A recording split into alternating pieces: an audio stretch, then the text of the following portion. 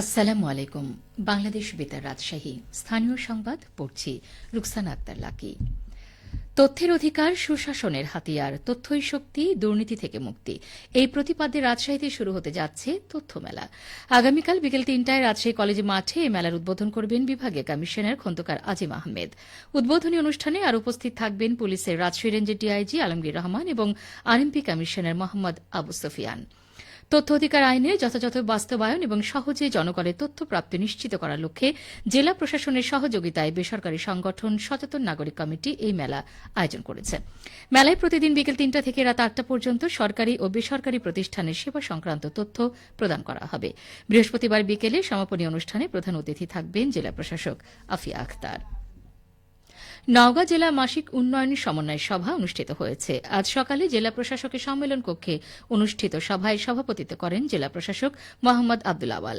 সভায় জেলার বিভিন্ন উপজেলায় চলমান সরকারি উন্নয়ন কর্মকাণ্ডের অগ্রগতি ও স্বাস্থ্যসেবা গতিশীল করতে কার্যকর পদক্ষেপ গ্রহণের সিদ্ধান্ত নেওয়া হয়।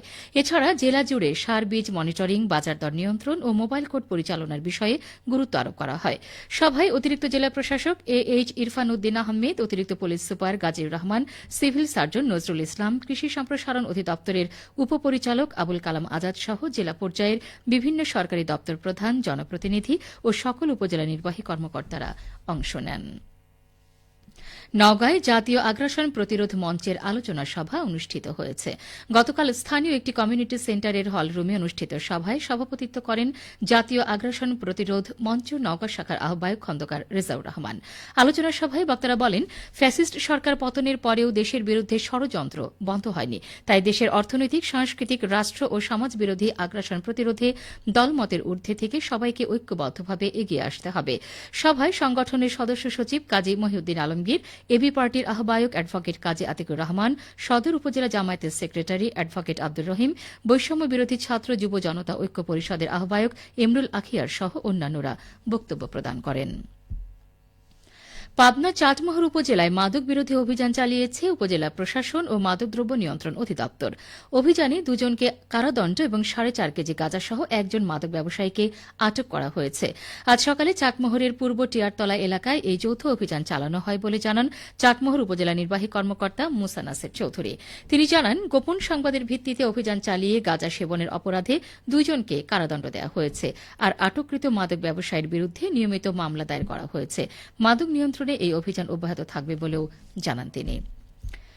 নওগাঁয় সাইট্রাস জাতের কমলার চাষ করে সফলতা পেয়েছেন শফিকুল নামে এক যুবক। অল্পদিনেই গাছে এসেছে সুমিষ্ট ফল।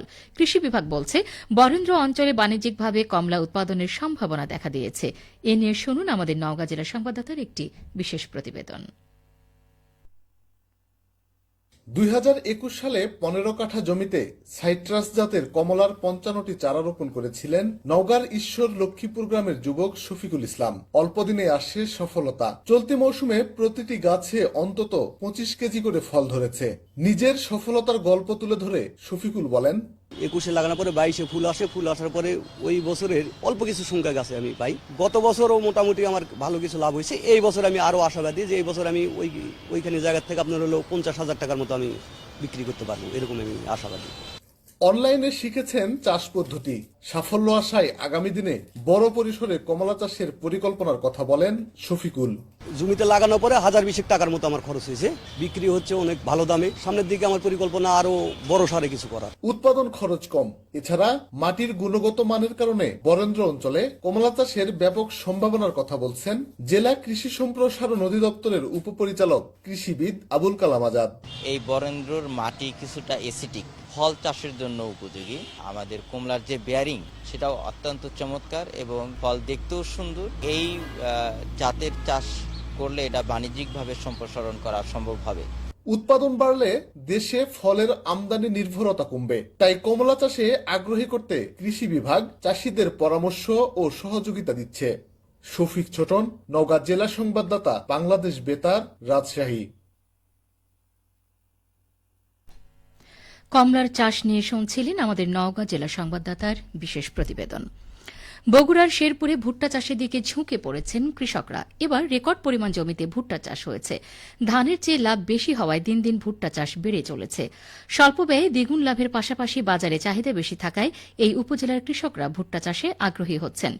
উপজেলা কৃষি অফিস সূত্রে জানা যায়, এবার শেরপুরে ভুট্টা চাষের লক্ষ্যমাত্রা নির্ধারণ করা হয়েছে ২৫০০ হেক্টর জমিতে। এবার ২৬,৬২৫ মেট্রিক টন ভুট্টা উৎপাদন হবে। সবশেষে আবহাওয়া। আজ দুপুর ২টোয় রাজশাহীতে তাপমাত্রা ছিল ২৬ ডিগ্রি সেলসিয়াস। এ সময় বাতাসে আপেক্ষিক আর্দ্রতার পরিমাণ ছিল ৪৭%। রাজশাহী ও পার্শ্ববর্তী এলাকায় আজ সূর্যাস্ত সন্ধ্যে ৫টা ২০ মিনিটে। সংবাদ শেষ হল। আমাদের পরবর্তী সংবাদ বিকেল ৪টা ৫ মিনিটে।